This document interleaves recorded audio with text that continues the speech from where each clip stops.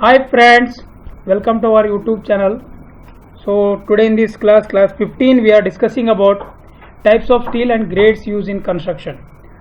Very important video for those who don't know about the steel as well as the grades used in the construction. Before going to start this video, I am requesting all of you like, comment and share our videos to get all the latest videos like this. And if you want to join our Telegram channel, please go to the Telegram and search in the name of Civil with Sudhir. And you have to join there. So we are updating in our group, that is current affairs and other static GK part, right? So types of steel, first of all, 1 minute, फटाफट discuss करेंगे आज. So types of steel. So types of steel generally mild steel bar, deformed steel bar, wrought iron और cast iron, only these two. ये दो क्या है, mild steel और deformed bar, हम जो कंस्ट्रक्शन में यूज करते हैं, बिकॉज हम ओनली सिविल के रिलेटेड में पढ़ेंगे, ठीक है. तो स्टील जो भी है मेजर यूज करते हैं सारे आरसीसी स्ट्रक्चर में. So what you mean by RCC structure? So what you mean by RCC structure?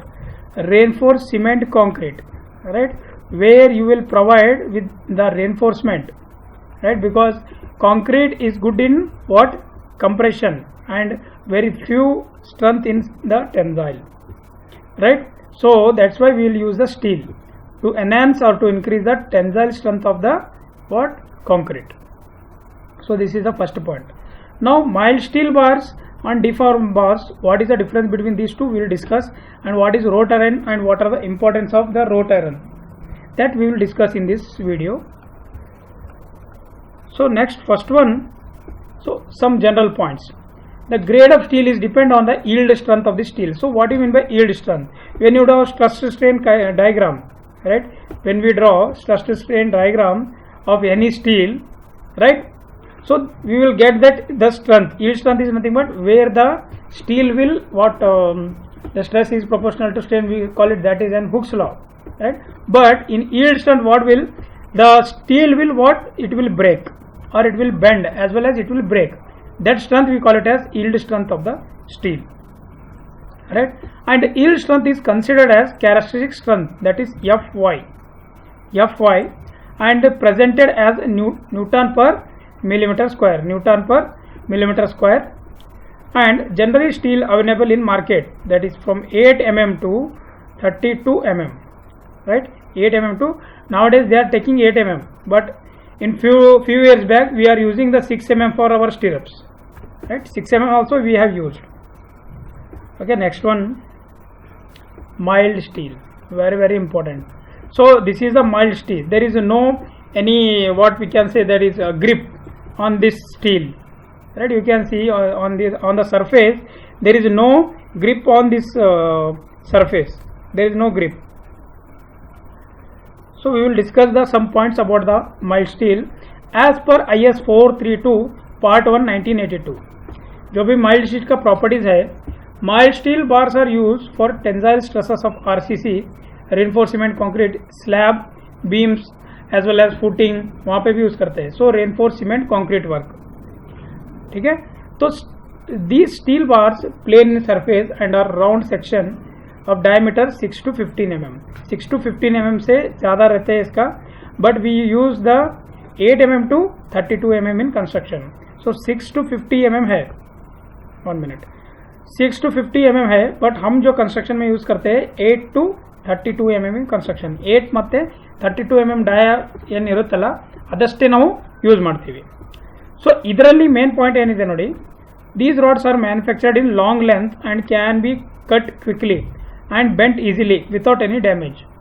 ಆರಾಮಾಗಿ ಬೆಂಡ್ ಮಾಡ್ಬೋದು ಮತ್ತು ಇದನ್ನು ವಿತೌಟ್ ಡ್ಯಾಮೇಜ್ ಆಗಲ್ದೇನೆ ಬೆಂಡ್ ಮಾಡ್ಬೋದು. ಸೊ ಕೋಡ್ ಬುಕ್ ನೆನಪಿಡಿ, ಯಾಕೆಂದರೆ ಕೋಡ್ ಬುಕ್ ಜಾಸ್ತಿ ಕೇಳ್ತಾ ಇದ್ದಾರೆ ಇವಾಗ ಎಲ್ಲ ಎಕ್ಸಾಮ್ಸಲ್ಲಿ. So mild steel IS 432 part 1 1982 is a code book for mild steel. So mild steel ಯಾವ ಥರ ಇರುತ್ತೆ ಇಲ್ಲಿದೆ ನೋಡಿ, ಈ ಸ್ಕೆಚ್ ನೋಡಿದ್ರೆ ಗೊತ್ತಾಗುತ್ತೆ. So this is a mild steel. ಆರಾಮಾಗಿ ಬೆಂಡ್ ಆಗುತ್ತೆ, ಜಾಸ್ತಿ ನೀವು ಫೋರ್ಸ್ ಏನು ಹಾಕಕ್ಕೆ ಬೇಕಾಗಿಲ್ಲ. You need not to be apply an maximum force to bend this one, right. So this is about the some mild steel and some more points on the mild steel. So mild steel consists of iron alloy with less than 0.3% carbon. Most commonly between 0.1 to 0.25%. Okay, ಅಂದರೆ mild steel 0.3% carbon ಇರುತ್ತೆ ಆಯಿತಾ. Most commonly 0.1 to 0.25% ಇರುತ್ತೆ. So it is about 0.1 to 0.25%. Due to low strength these bars are seldomly used. Low strength ತುಂಬ ಕಮ್ಮಿ ಇರುತ್ತೆ, strength is very low. Here Fe denotes the iron and 250 denotes. Okay, ನಾವು ಈ ಥರ ಬರಿತೀವಿ ನೋಡಿ, Fe equals 250 ಈ ಥರ ಬರೆದ್ರೆ ಇದೇನಿದೆ Fe ಡಿನೋಟ್ಸ್ ಐರನ್, ಇದು ಯಾವ ಥರ ಐರನ್ ಇದೆ, ಮತ್ತು 250 denotes yield strength in the megapascal. 250 ಅಂತ ಈ ಥರ ಬರಿತೀವಲ್ಲ, ಇದೇನಂದರೆ ನಮ್ಮದು strength, yield strength of that steel. So ಈ ಥರ ಇರುತ್ತೆ ನಮ್ದು ಯಾವುದು माइल्ड स्टील. अर्थ आयतला. सो समझ में आ रहा है आपको. तो ये यील्ड स्ट्रेंथ है, राइट. इसमें जो है ये प्लेन बार्स रहते हैं, इसका क्या है स्ट्रेंथ बहुत ही लेस रहता है, इसीलिए हम इसको ज़्यादा यूज नहीं करते हैं. नेक्स्ट है deform steel bars. So deform steel bars will use the code as per IS 1786/1985. So this is the code book for deformed steel bars. As deformed bars are rods of steels provided with lugs, ribs and deformation on the surface of bar. These bar minimize slippage in concrete and increases the bond between the two materials.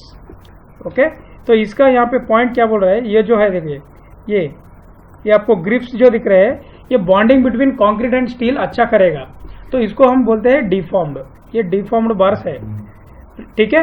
तो ये ribs, लग्स, इसको जो ribs भी बोलते हैं या लग्स भी बोलते हैं, ये जो आपको दिख रहा है ना ribs, this are. So this is for grip. अच्छा ग्रिप पकड़ लेता है अगर हम एक बार टू बार बाइंडिंग किए तो कंक्रीट के साथ भी अच्छा बॉन्डिंग हो जाता है, इसीलिए हम इसको रिब्स, डिफॉर्म बार्स बोलते हैं, ठीक है. तो देखिए यहाँ पे आप अभी अच्छे से देख सकते हैं, मैंने इसीलिए आपको ये स्केच डाला है. आई थिंक ऑलरेडी आप सब लोग देख चुके हैं, बट आपको नाम पता नहीं है. So deform bars have more tensile stresses than that of mild steel plain bars. These bars can be use without end hooks. And यहाँ पे हम माइल्ड स्टील बार्स करते हैं, यहाँ पे ऐसा हुक जो करते हैं हम, ठीक है, इसको विदाउट हुक भी हम यूज कर सकते हैं. ऐसा जो भी हम फुटिंग में, कॉलम में यूज करते हैं ना, यहाँ पे हमको क्या है विदाउट हुक हम यूज कर सकते हैं then the plain bars. These bars can be used without end hooks. The deformation should be spaced along the bar at the substantially uniform distances. ठीक है, तो इसमें आपको मैक्सिमम पॉइंट जो है डिफॉर्मेशन, डिफ्लेक्शन जो बोलते हैं, स्पेस रहता है, स्पेसिंग में यहाँ पे स्पेसिंग करके रखते हैं. तो जो भी यहाँ का, फॉर एग्जांपल यहाँ पे ड्रॉ करता हूँ, ये एक बिल्डिंग का हॉल है या रूम है, जैसे आप ऐसा प्लेस करेंगे इसको डिफॉर्म बार्स को, जो भी यहाँ का डिफ्लेक्शन है यहाँ पे ले लेगा, इसका यहाँ पे ले लेगा, तो ऐसा क्या है डिस्ट्रीब्यूट हो जाएगा, तो इसका क्या है बेंड होने का चांसेस नहीं रहेगा. तो वो है important point. Some important point, cold twisted deform और रिब्ड और tor steel bars are recommended as a best quality steel bars for construction work by structural engineer. देखिए स्ट्रक्चरल इंजीनियर जो है वो रिकमेंड करते हैं कोल्ड ट्विस्टेड डिफॉर्म बार, ठीक है. और एक वीडियो में मैं बता दूंगा स्टील का मैन्युफैक्चरिंग कैसे करते हैं, बिकॉज इस वीडियो में ज़्यादा लेंथ हो जाएगा. तो कोल्ड ट्विस्टेड बार हम करते हैं, ये भी इंपॉर्टेंट पॉइंट है, अगर क्वेश्चन आपको आ सकता है. बेस्ट क्वालिटी किससे मिलता है, कोल्ड ट्विस्टेड डिफॉर्म बार से, ठीक है. Next TMT bars. देखिए इसमें थोड़ा प्रोसेस में चेंज है. डिफॉर्म बार्स और thermomechanically treated bars, mechanically treated bars. So TMT bars are called thermomechanically treated, are introduced to resist corrosion in steel. Main importance है corrosion in the steel, and their inner core is soft and the ductile, and the exterior core contains extreme tensile strength. देखिए इसमें cross section, देखिए यहाँ पे, इसको मैं यहाँ पे ड्रॉ करता हूँ. फॉर एग्जांपल इधर सेंटर में इसका स्ट्रेंथ क्या है, लो रहेगा, यहाँ पे बोल रहे देखिए. तो सेंटर में इसका स्ट्रेंथ लो है, जो बाहर है इसका स्ट्रेंथ ज़्यादा है. Outer surface will having more tensile strength compare to inside core, because inside there is an carbon material. Inner core is soft and ductile and exterior core contains extreme tensile strength, ठीक है। Tensile strength कभी भी steel का ज़्यादा रहता है और ज़्यादा रहना ही चाहिए, बिकॉज ये कंप्रेशन कुछ भी नहीं लेता है, कंप्रेशन बहुत कम, बिकॉज कंप्रेशन जो भी है हमारा कंक्रीट लेता है, टेंशन जो भी है हमारा स्टील, उसके लिए ही हम प्रोवाइड करते हैं। To resist the tensile strength we will keep और we will use the steel, to resist the compressive strength we will use the concrete. Concrete is major compare to steel, ठीक है। यहाँ पे आप देखिए, यहाँ पे देखने के बाद आपको मालूम हो जाएगा इस स्केचेस में, ठीक है, ये डीफॉर्म बार और टीएमटी बार में डिफरेंस क्या है।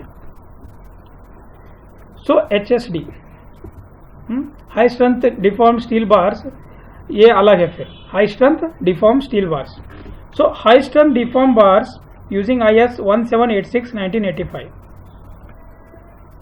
सो high strength deform bars using 1786 1985 are steel bars which are provided with lugs, ribs, projection or deformation on the surface, are produced in the form of cold twisted deform bars. cold twisted deform bars से जो है वो हम यहाँ पे use करते हैं फिर से, बिकॉज उसका स्ट्रेंथ अच्छा रहता है। These bars are extensively used for reinforcement purpose in the construction। देखिए ये हम यूज करते हैं, HYSD बोलते हैं हम इसको, HYSD, these are HYSD bars, high strength deform bars, high strength yield deform bars, HSD भी बोलते हैं इसको, we call it as HSD bars, right। तो कंस्ट्रक्शन में ये यूज करते हैं हम, ये पॉइंट है। Due to ribs and projection on the surface these steel bars minimize slippage in concrete। slippage बोले तो जैसे कि आपने if you are providing an steel and if you are pouring the concrete, then the bonding between these two is very important. If concrete will slip or if the if they goes from one place to another place, or it may have some downward or upward due to some load, that we call it as a slippage in concrete, and increase the bond between two materials. So bonding is very important point in the steel bars, right? So this is about the high strength steel deform bars. Next is wrought iron. So wrought iron is an purest form of, right? It is an purest form of iron and very low carbon content, that is 0.08%. Purest form of iron, right? And it is purest form and the carbon content is 0.08. High elasticity and tensile strength. It has high elasticity and tensile strength. It can be heated and can give any shape. It can be give to any shape, right? This is about the wrought iron. Simple एक 3-4 points आपको याद रखना है बस, बाकी का कुछ tension नहीं है। So it is a group of carbon, cast iron. So it is a group of carbon alloy with higher carbon content, more than 2%. It is more than 2%. It is made from pig iron. So 2% से ज़्यादा है इसका, obviously इसका strength कम रहेगा। So high compressive strength, low tensile strength। देखिए हम अगर steel use कर रहे हैं, अगर हम कंक्रीट यूज कर रहे हैं, कंक्रीट कभी भी कंप्रेसिव स्ट्रेंथ इसका ज़्यादा रहता है और स्टील का कभी भी टेंसाइल स्ट्रेंथ ज़्यादा रहना चाहिए। अगर इसका कंप्रेसिव स्ट्रेंथ भी ज़्यादा रहो तो ये कुछ कम का नहीं है, टेंसाइल स्ट्रेंथ कम है तो ये कुछ भी कम का नहीं है, बिकॉज हमको स्टील टेंसाइल स्ट्रेंथ के लिए ही होना है, तो इसीलिए हमको टेंसाइल स्ट्रेंथ जो ज़्यादा है उसको ही सेलेक्ट करते हैं हम। कंप्रेसिव स्ट्रेंथ कंप्रेसिव स्ट्रेंथ में कंक्रीट कभी भी ज़्यादा रहता है और टेंसाइल स्ट्रेंथ बहुत ही कम रहता है, तो इसीलिए हम क्या है, कास्ट आयरन ज़्यादा हम सेलेक्ट नहीं कर सकते, फिर भी हम इसको एज अ रफ यूज कर सकते हैं। High compressive strength and low tensile strength, ये इंपॉर्टेंट पॉइंट है। Next, so grades of the steel. So अब ग्रेड्स क्या क्या है, जो भी प्रेजेंट हमने पढ़ा था आरसीसी, फॉर एग्जांपल हमने सब्जेक्ट में पढ़ा था, आरसीसी सब्जेक्ट में, सॉरी हाँ, तो आरसीसी के लिए कोड कौन सा है, IS 456, उसका भी वीडियो लेके आता हूं मैं, ठीक है। IS 456 2000 के लिए सेपरेट वीडियो लेके आता हूं, जो भी कोड के रिकमेंडेशन है उसका भी एक सीरीज बना देंगे हम, बिकॉज वो इंपॉर्टेंट है, सारे एग्जाम्स में पूछ रहे हैं। तो आज इस वीडियो में देखिए, अब ग्रेड्स ऑफ स्टील में Fe 250 mild steel low strength का है, एक मिनट, हाँ, Fe 250 mild steel low strength, Fe 415 500 high yield strength deform bar, HYSD हम जो बोलते हैं, HYSD bar, we are using in the form of 415 and 500. These are the what yield strength of the steel. ये 500, 250, 415 ये क्या है 415 Newton पर millimetre square, इसका क्या है स्ट्रेंथ है, इसका क्या है स्ट्रेंथ है. So nowadays as per IS 1786-1985 FE 415D, 500D, 550D, ठीक है. FE 415D, FE 500D और FE 550D ये नया क्या है डिफरेंट ग्रेड्स है. तो D क्या डिनोट करता है ग्रेटर डक्टिलिटी. तो ये आपको इंपॉर्टेंट है, देखिए इसको आपको याद रखना होगा. ये नया मार्केट में आया है FE 415D, 500D and 550. So ductility, ductility क्या है देखिए एक्स्ट्रा स्ट्रेंथ आने के लिए, ठीक है, ये कितना स्ट्रेस या स्ट्रेन को मैक्सिमम अपना मैक्सिमम स्ट्रेंथ तक वो स्ट्रेस और स्ट्रेन को पकड़ के रखता है, उसको हम डक्टाइल मटेरियल बोलते हैं. ठीक है, उसका भी अलग से वीडियो बनाना पड़ेगा बिकॉज इतने में से आपको समझ में नहीं आएगा, आपको स्केचेस के डाल के समझाना होगा. तो ये आपको पूरा क्या हो गया, आज का क्लास इतना ही है. तो आपको कुछ भी डाउट आए तो कमेंट बॉक्स में कमेंट कर दीजिए. ठीक है, तो देखिए आज का ये पूरा आपको फिर से एक बार बोल देता हूँ. माइल्ड स्टील के बारे में हमने पढ़ा है, deform bars, wrought iron, cast iron. फिर उसमें भी क्या है देखिए माइल्ड स्टील ऐसा रहता है. सो इसका कोड बुक क्या है 1982-432. ठीक है, उसके बाद कार्बन कंटेंट इसका इतना रहता है और ये डिफॉर्म स्टील बार्स है.